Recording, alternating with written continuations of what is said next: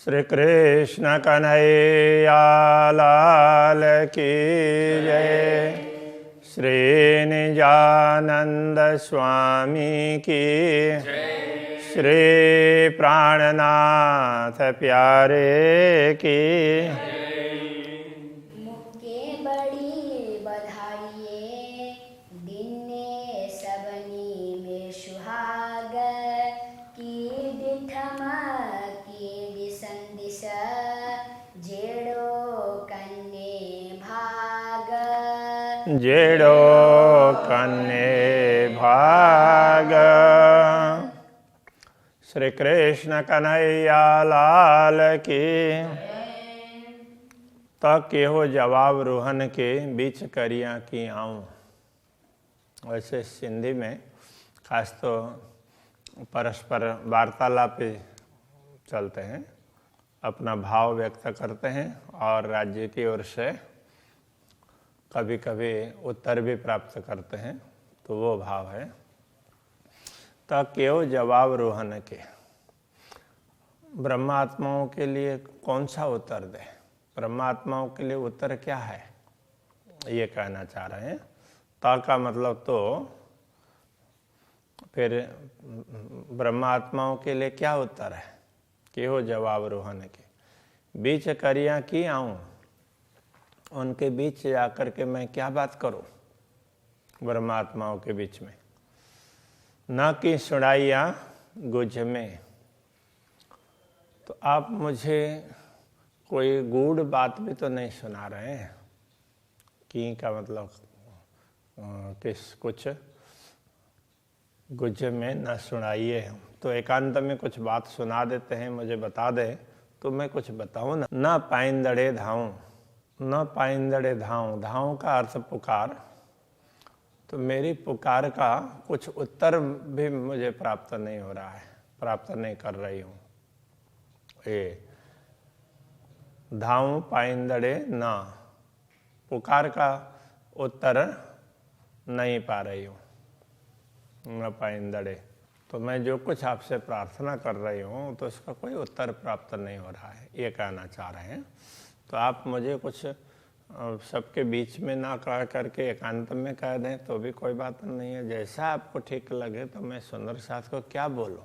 तो मुँह के ई बुझाइयो जे तो हे कली थी ये, तो वो अकेले में उसमें गुप्त बात की बात क्यों की है, उसके लिए उत्तर दे रहे हैं।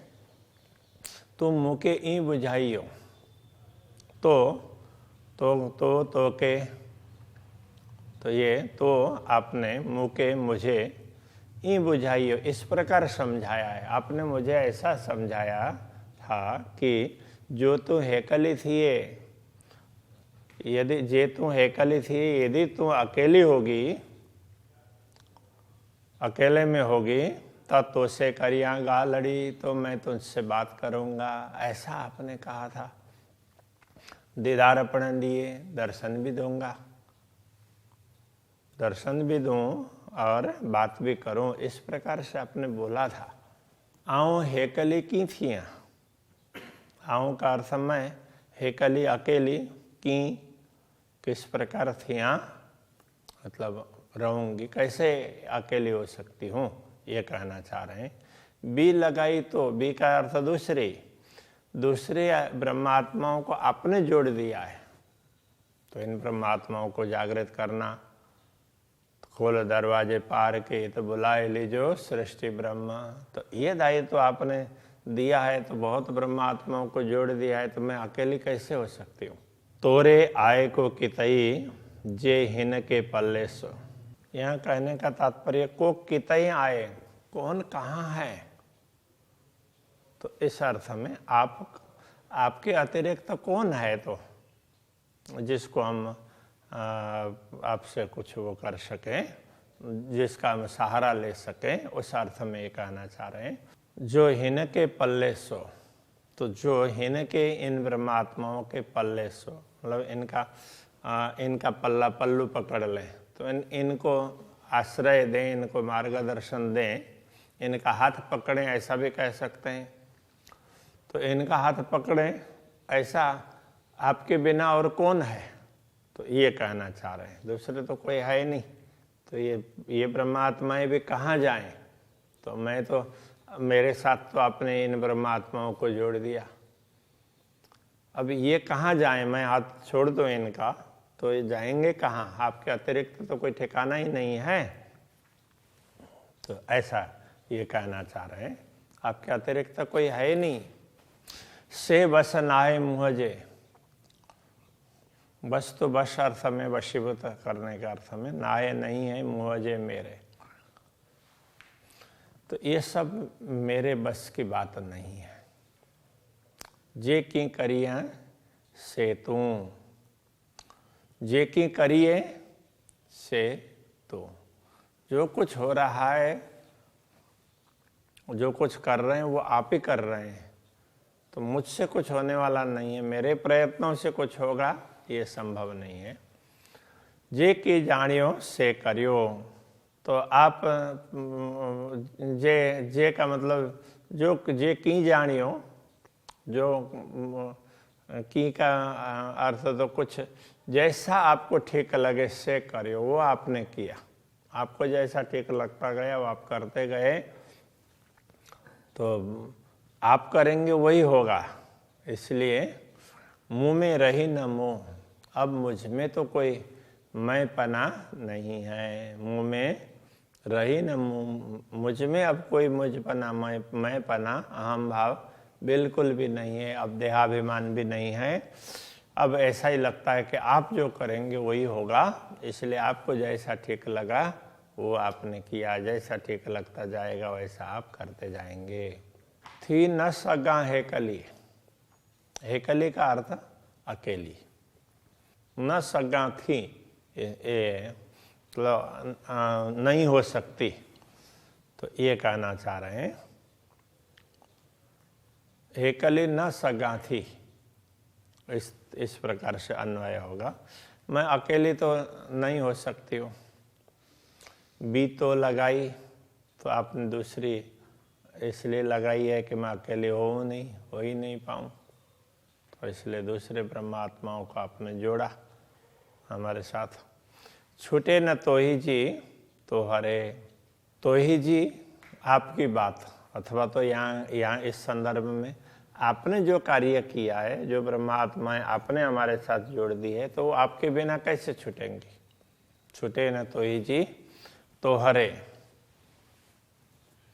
तो आपके बिना, तो हरे, तो आपके बिना इस अर्थ में, तो आपके बिना ये आपका कार्य वो छूटने वाला नहीं है। आपने जो कुछ मेरे साथ लगाया है वो आपके बिना छूटने वाला नहीं है। तो अब क्या लगाया? तो